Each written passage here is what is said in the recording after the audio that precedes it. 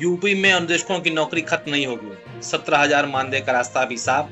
Supreme court का फैसला, उत्तर प्रदेश में वर्षों से काम कर रहे करीब 25,000 अंशकालिक शिक्षकों की नौकरी खत्म नहीं होगी। इनके 17,000 रुपए के मानदेय का रास्ता भी साफ हो गया है।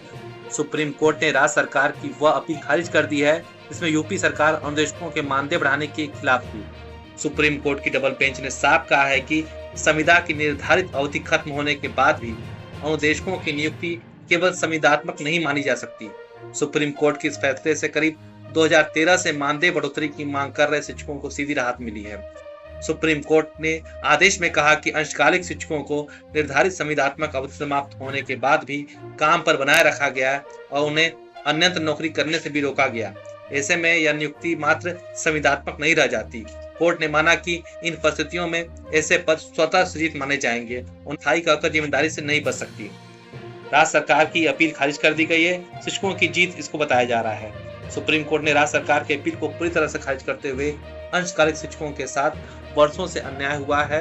कोर्ट के इस फैसले को उत्तर प्रदेश के हजारों अनुदेशकों और अंशकालिक शिक्षकों की बड़ी कानूनी जीत माना जा रहा है। सुप्रीम कोर्ट हाई कोर्ट के आदेश को बरकरार रखते हुए 17,000 रुपए मानदेय का पूरा लाभ दिलाने के निर्णय को बरकरार रखा है।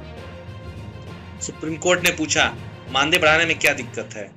अनुदेशकों के मानदेय से जुड़े इस मामले में सुप्रीम कोर्ट में मंगलवार को 3 घंटे तक विस्तृत सुनवाई हुई। जस्टिस पंकज मित्तल और जस्टिस प्रसन्ना वी वराले की डबल बेंच ने राज्य सरकार और याचिकाकर्ताओं को 3 दिन के भीतर लिखित जवाब दाखिल करने का निर्देश देते हुए फैसला सुरक्षित रख लिया था। कोर्ट की टिप्पणियों से अनुदेशकों के पक्ष में माहौल बनता नजर आया। सुनवाई के दौरान सुप्रीम कोर्ट ने राज्य सरकार से कड़े सवाल किए। कोर्ट ने कहा, जब बढ़ेगा इंडिया तभी तो बढ़ेगा इंडिया, आपको मानदेय देने में क्या दिक्कत है? कोर्ट की इस टिप्पणी पर राज्य सरकार के वकील ने भी सहमति जताई। इससे अनुदेशकों की उम्मीदें और मजबूत हो गईं। मित्रों, आपको बताते चलें कि 2013 से 7,000 रुपए मानदेय पर निर्णय रखा था और कोर्ट ने इसे अनुचित श्रम व्यवहार माना है। सुप्रीम कोर्ट ने राज्य सरकार की अपील खारिज कर दी है, इसमें यूपी सरकार अनुदेशकों के मानदेय बढ़ाने के खिलाफ थी। सुप्रीम कोर्ट की डबल बेंच ने साफ कहा है कि संविदा की निर्धारित अवधि खत्म होने के बाद भी अनुदेशकों की नियुक्ति केवल संविदात्मक नहीं मानी जा सकती। आपको बताते चलें कि 1 अप्रैल 2026 से भुगतान 6 महीनों में बकाया चुकाने का आदेश सुप्रीम कोर्ट ने दिया है। डबल बेंच ने आदेश दिया है कि संशोधित मानदेय का भुगतान 1 अप्रैल 2026 से शुरू किया जाए। साथ ही यह भी निर्देश दिया कि अंशकालिक शिक्षकों का पूरा बकाया आज यानी 4 फरवरी 2026 से 6 महीने की अवधि के भीतर अनिवार्य रूप से भुगतान किया जाए। 2017 में दोगुना हुआ था मानदेय, लेकिन नहीं हो सका था लागू। उत्तर प्रदेश के बेसिक शिक्षा विभाग में कार्यरत अनुदेशकों का मानदेय वर्ष 2017 में 8,470 रुपए से बढ़ाकर 17,000 रुपए किया गया था। हालांकि सत्ता परिवर्तन के बाद इस निर्णय को लागू नहीं किया गया।